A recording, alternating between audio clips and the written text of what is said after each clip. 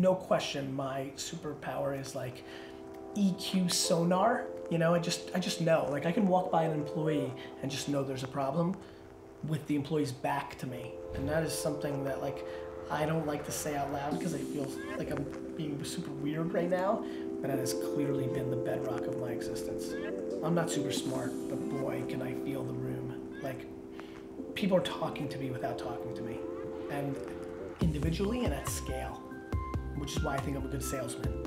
I know what you want to hear, and so it's a very fine line between salesmanship and manipulation, and I think that I had really good parenting that allowed me to slip a little closer to, you know, salesmanship and the right thing versus kind of the dark side of manipulation. You know, to me, I'm too competitive to give somebody the edge of being my mentor, so my parents are very much my superheroes. We came to this country with zero money.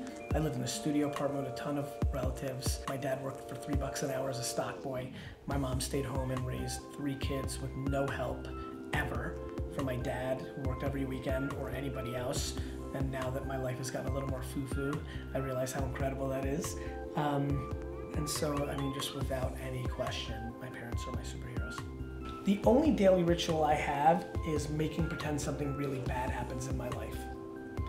I'm driven by gratitude, and I keep myself grounded by making pretend that my children or my parents die.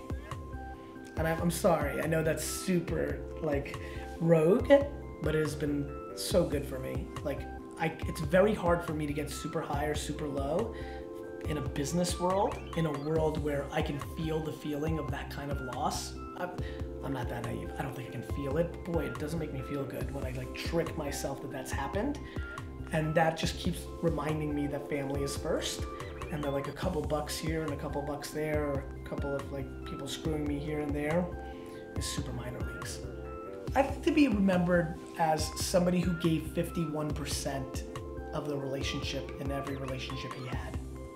That people think that I was giving them just a little more than they were giving me.